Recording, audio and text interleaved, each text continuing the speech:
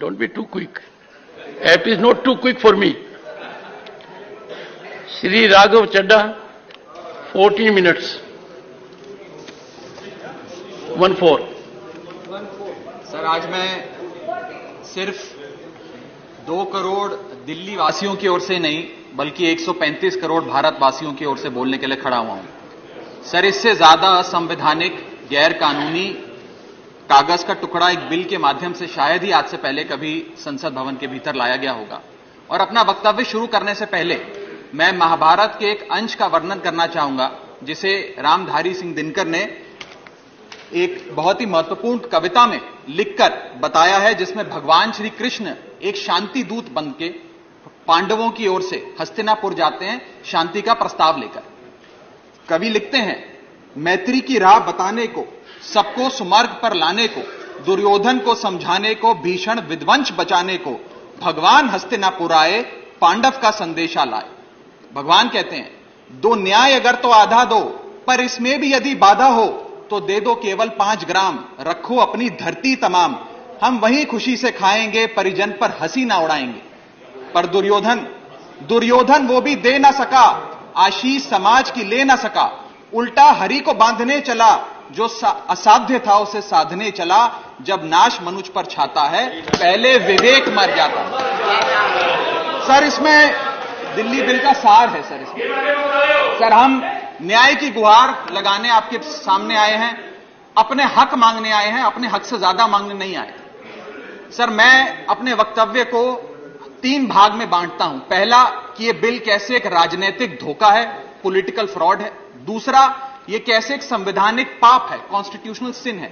और तीसरा कि यह एडमिनिस्ट्रेटिव लॉकजैम यानी कि प्रशासनिक गतिरोध दिल्ली में कैसे पैदा कर देता है। सर, पहला राजनीतिक धोखा, यह कहानी है सर 1977 से लेकर 2015 की। लगभग 40 साल का लंबा संघर्ष भारतीय जनता पार्टी ने दिल्ली में पूर्ण राज्य का दर्जा स्थापित करने के लिए किया। 1977 में जब 3rd मेट्रोपॉलिटन काउंसिल दिल्ली में था, उसमें जनता पार्टी की सरकार थी। उन्होंने मता पास कर कहा कि दिल्ली को पूर्ण राज्य का दर्जा बनाएंगे। लगातार पूर्ण राज्य की दर्जे की मांग करते करते ये 1989 का लोकसभा का मैनिफेस्टो मैं बीजेपी का लाया हूं। 1989 के मैनिफेस्टो में पेज नंबर 361 पे पॉइंट नंबर 10 पे ये कहते हैं, grant statehood to UT of Delhi. यानी कि 1989 से लेकर लगातार ये लोग दिल्ली को पूर्ण राज्य का दर्जा दिलाने की मांग करते रहे। यहां तक कि जब 1991 में कांग्रेस की सरकार ने दिल्ली में विधानसभा का गठन किया, उससे भी ना पर्याप्त मानते हुए लाल कृष्ण आडवाणी जी, मदन लाल खुराना जी सबने बयान दर्ज कराए कि यह भी दिल्ली के साथ न्याय नहीं है, दिल्ली को पूर्ण राज्य का दर्जा मिलना चाहिए और हम इसके लिए आंदोलन चलाएंगे। और लगातार इन लोगों ने संघर्ष किया, आंदोलन किया। सर, 1999 में फिर अपने मैनिफेस्टो में बीजेपी ने, ये 1999 का मैनिफेस्टो है, ये जारी कर कहा कि हम दिल्ली को पूर्ण राज्य का दर्जा देंगे। Page number 132 point number 31, we will give full statehood to Delhi. Sir, इन लोगों ने बड़ा आंदोलन चलाया, संघर्ष किया, सड़कों पे लाठियां खाई, न जाने क्या क्या किया दिल्ली को पूर्ण राज्य का दर्जा दिलाने के लिए। और अंततः वो दिन आया जिस दिन वाजपेयी सरकार के उप प्रधानमंत्री आदरणीय लाल कृष्ण आडवाणी जी इस सदन के भीतर एक बिल लाए, द कॉन्स्टिट्यूशनल अमेंडमेंट बिल 2003, जो दिल्ली को पूर्ण राज्य का दर्जा देता है। यह बिल आडवाणी जी इस सदन के भीतर लाए और कहा कि दिल्ली को अधिकार देने की जरूरत है, दिल्ली को पूर्ण राज्य का दर्जा भाजपा दिलाएगी। यहां भी बात खत्म नहीं होती सर। इसके बाद 2013 के अपने मैनिफेस्टो में बीजेपी ने कहा हम पूर्ण राज्य का दर्जा देंगे। इनकी जून 2013 में नेशनल एग्जीक्यूटिव की मीटिंग हुई, उसमें मता पास कर कहा हम दिल्ली को पूर्ण राज्य का दर्जा देंगे। यहां तक कि इनके सांसद डॉक्टर हर्षवर्धन ने बयान दिया कि जब आदरणीय नरेंद्र मोदी जी देश के प्रधानमंत्री बनेंगे, हम दिल्ली को पूर्ण राज्य का दर्जा देंगे। ये इन सब ने सर लगातार बातें कही और दिल्ली को पूर्ण राज्य का दर्जा दिलाने की मांग लगातार भारतीय जनता पार्टी दिल्ली वालों के सामने रखती रही। सर, ये बिल सिर्फ संविधान का और लोकतंत्र का अपमान नहीं है, यह बिल लालकृष्ण आडवाणी जी का, अटल बिहारी वाजपेयी जी का, मदन लाल खुराना जी का, सुषमा स्वराज जी का, अरुण जेटली जी का, सबका अपमान करने का और उनके 40 साल के संघर्ष को मिट्टी में मिलाने का काम करता है। सर, मैं माननीय गृह मंत्री जी का बयान लोकसभा में सुन रहा था। उन्होंने कहा कि नेहरू जी ने, पंडित नेहरू ने यह बात रखी थी कि दिल्ली को पूर्ण राज्य का दर्जा नहीं मिलना चाहिए। मैं माननीय गृह मंत्री जी से कहना चाहता हूं, नेहरूवादी मत बनिए, आडवाणीवादी बनिए, वाजपेयीवादी बनिए और दिल्ली को पूर्ण राज्य का दर्जा देने का आज आपके पास ऐतिहासिक मौका है। दिल्ली को पूर्ण राज्य का दर्जा दीजिए।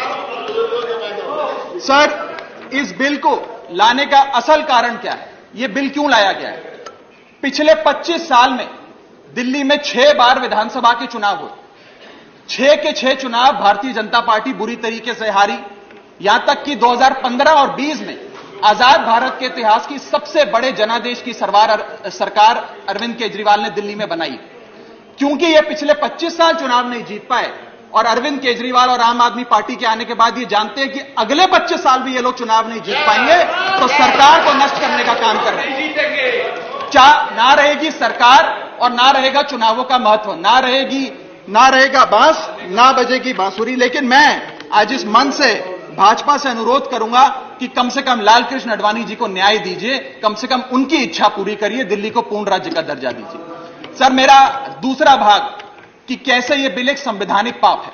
सर, पहली चीज, ये abuse of ordinance making powers है, आर्टिकल 123 जो संविधान का देता है। संविधान ये कहता है, और वाईवी चंद्रचूड़ साहब का AK Roy versus union of India एक बड़ा महत्वपूर्ण लैंडमार्क जजमेंट है, जिसने कहा कि ऑर्डिनेंसेस सिर्फ आपातकालीन और विषम परिस्थितियों में लाए जाएंगे। ऐसी कौन सी आपातकालीन और विषम परिस्थितियां आ गई कि आपको सुप्रीम कोर्ट के फैसले को 8 दिन के भीतर बदलना पड़ गया?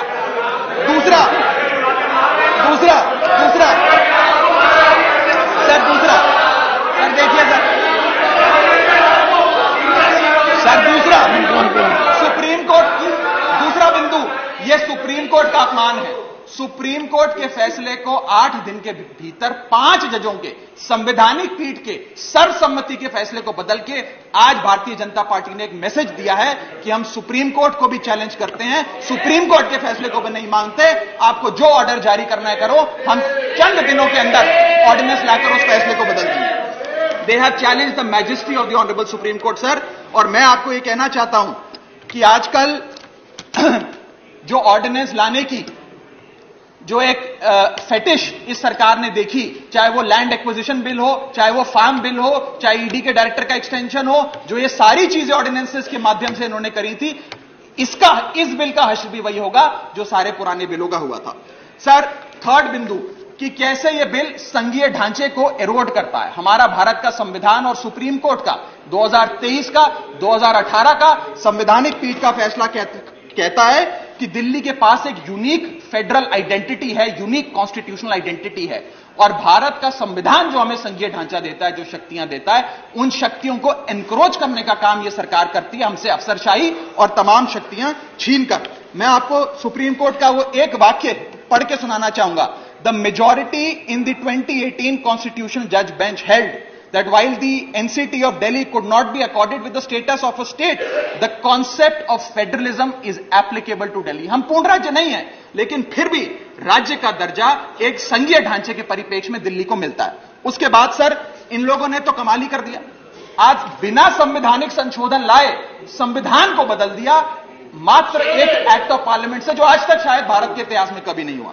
सर, इसके बाद यह बिल पार्लियामेंट्री अंडरमाइन करता है प्रिंसिपल्स ऑफ कलेक्टिव रिस्पॉन्सिबिलिटी को। भारत का संविधान कहता है सर कि परमानेंट एग्जीक्यूटिव और पॉलिटिकल एग्जीक्यूटिव मिलके लेजिस्लेचर के प्रति जवाबदेही होंगे। यह प्रिंसिपल ऑफ कलेक्टिव रिस्पॉन्सिबिलिटी है। इसमें से परमानेंट एग्जीक्यूटिव यानी कि अफसरशाही को छीनकर यह पूरी तरीके से कलेक्टिव रिस्पॉन्सिबिलिटी का प्रिंसिपल, जिसपे सरकारें चलती हैं देश में, उसे ध्वस्त करता है। और आखिरी बिंदु संवैधानिक अपराध का, यह ट्रिपल चेन ऑफ अथॉरिटी को तार तार करता है sir. Triple chain of accountability यह होती है कि अफसरशाही की जवाबदेही मंत्री को, मंत्री की जवाबदेही लेजिस्लेचर को, और लेजिस्लेचर की जवाबदेही जनता को। इसमें से अगर आप अफसरशाही हटा देते हो तो फिर जवाबदेही की जो ये ट्रिपल चेन ऑफ अकाउंटेबिलिटी ध्वस्त हो जाती है। तो यह काम करके संवैधानिक अपराध एक प्रकार से सरकार ने किया है। सर मेरा आखिरी भाग, ये कैसे एक एडमिनिस्ट्रेटिव हाराकिरी, एक एडमिनिस्ट्रेटिव गतिरोध पैदा करता है। ये कहता है सिर्फ उपराज्यपाल ही ट्रांसफर पोस्टिंग करेंगे एक समिति के माध्यम से, यानी कि अफसर अब मुख्यमंत्री की नहीं सुनेगा, मंत्रियों की नहीं सुनेगा।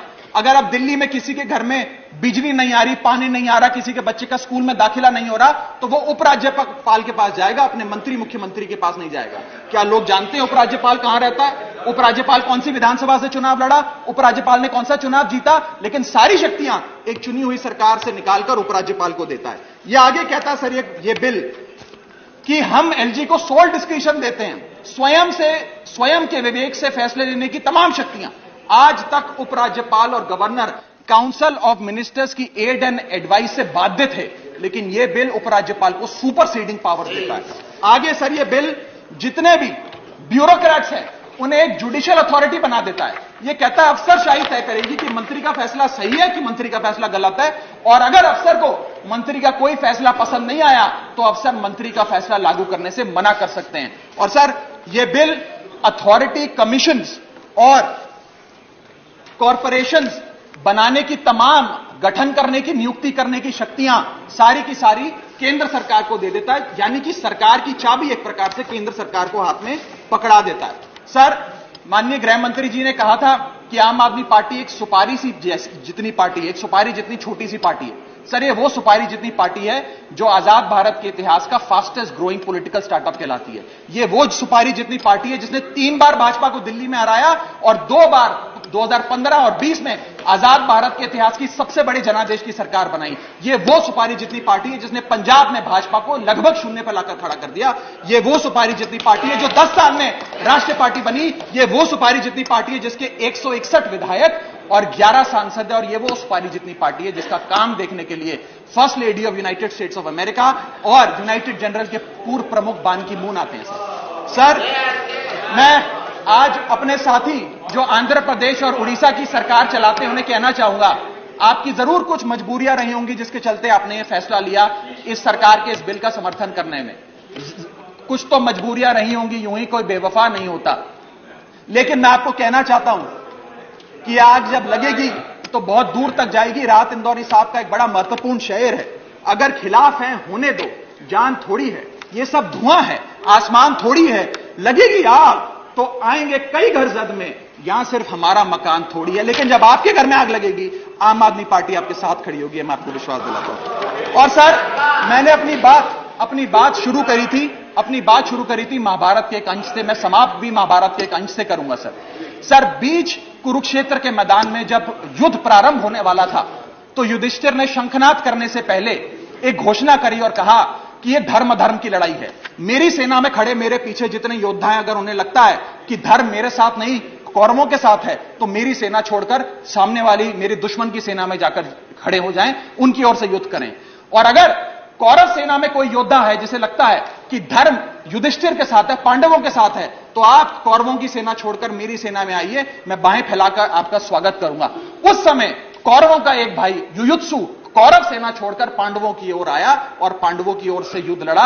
मैं उसी बात का जिक्र करते हुए आज इस सदन में बैठे तमाम सांसदों को कहना चाहता हूं, राज्यसभा काउंसिल ऑफ स्टेट्स है, हम लोग काउंसिल ऑफ स्टेट्स है, जहां ज्यादा जिम्मेदारी बनती है राज्यों के हकों की, अधिकारों की रक्षा करने की।